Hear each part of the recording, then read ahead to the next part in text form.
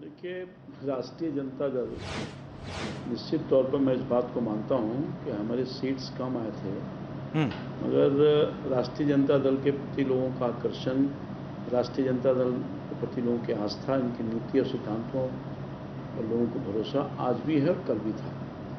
ये और वजह है कि कई कारणों से वोट के परसेंटेज में हम कम गए, वो बहुत कम नहीं था, 2-3% से हम पीछे हो गए। तो ये कहना कि रिवाइवल हो रहा है, राष्ट्रीय जनता दल तो है, निश्चित तौर पर मजबूती के साथ है। हाँ, ये और बात है कि कुछ लोग भटक गए थे, हमारे पार्टी के से भटक करके अलग हो गए थे और नीतीश कुमार जी के जो चतुराई है, उस चतुराई में फंस गए थे, जी। उनके जाल में, मोह जाल में फंस गए थे।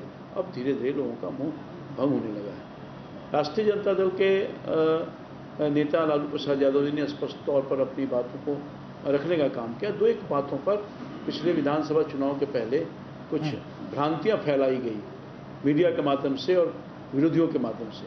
राष्ट्रीय जनता दल और राष्ट्रीय जनता दल के नेता लालू प्रसाद यादव जी ने ये कभी नहीं कहा कि बिहार में कभी भी किसी सवर्णों का सरकार नहीं बनेगा या वो मुख्यमंत्री नहीं बनेंगे। वो साफ तौर पर जिसके अगर लोकतंत्र है और लोकतंत्र में आम आदमी को वोट देने का अधिकार है, तो कोई ये दावा नहीं कर सकता कि हम ही केवल बनेंगे, हमारे समुदाय के बनेंगे। निश्चित तौर पर लालू जी ने उसको स्पष्ट करने का काम किया।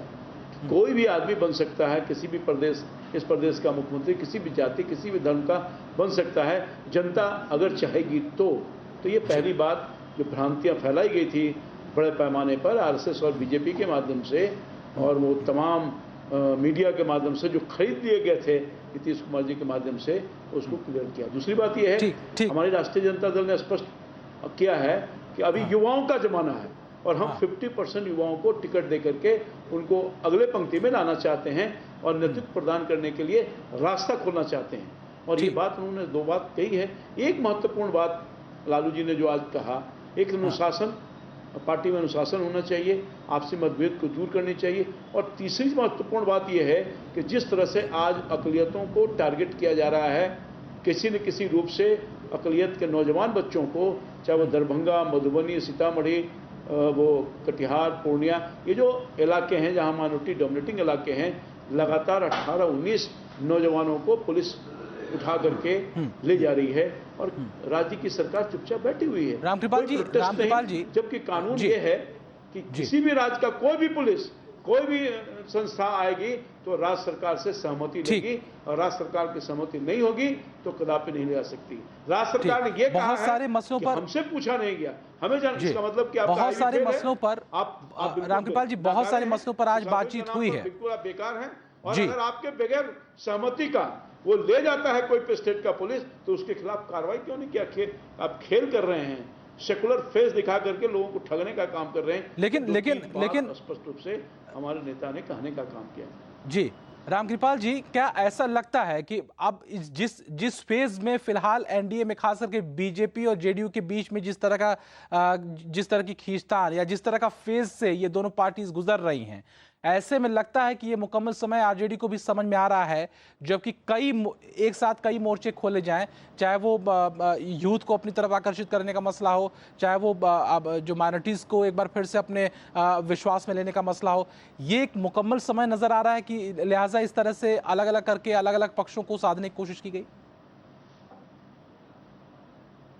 देखिए, भारतीय जनता पार्टी का जो गठबंधन हुआ, या लगातार गठबंधन से सत्ता में बैठे रहे केंद्रीय राज्य में, खासतौर पर नीतीश कुमार जी, जो बेमेल का शादी होता है, हमारे नेता लालू जी कहते हैं कि बेमेल का शादी है, तो ये सिद्धांतों, जो विपरीत सिद्धांत था, विपरीत सोच था, सत्ता के लिए समझौता किया। जब भारतीय जनता पार्टी और जदयू के लोगों ने सत्ता चाहिए, सत्ता की भूख है इनको, ये कुछ ही हद तक जा सकते हैं लोग। इसलिए मैं समझता हूं कि जदयू और भाजपा में जो आज तफरका है, वो तफरका बुनियादी है और मैं समझता हूं कि अब वो स्थिति स्पष्ट रूप से होने लगी है कि ये लोग आपसे दुराव की तरफ खाई बीज से पटने लगी है।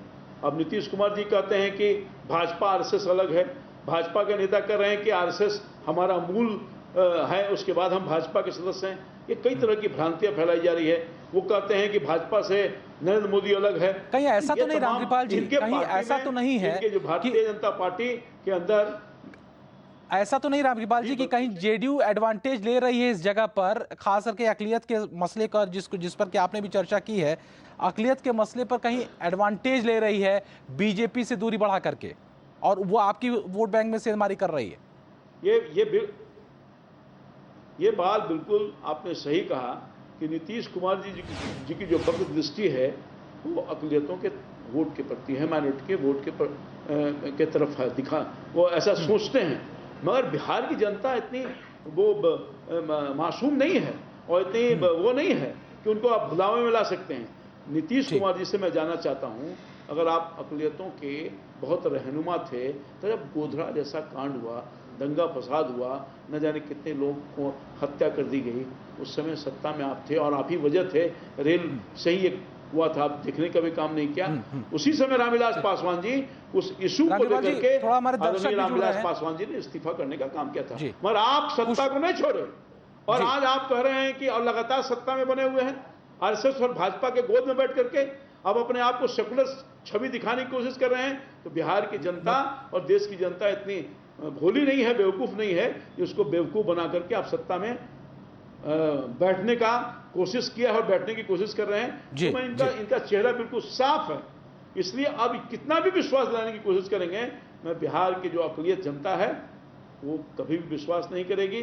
जो हालात में आज अकलियत। रामकृपाल जी चर्चा जारी रखेंगे, हमारे साथ कॉलर्स भी लगातार जुड़ रहे हैं, उनको ले लेते हैं। रौनक कुमार इस वक्त हमारे साथ जुड़े हुए पटना से, हमारे कॉलर हैं। रौनक जी बताइए क्या कहना है।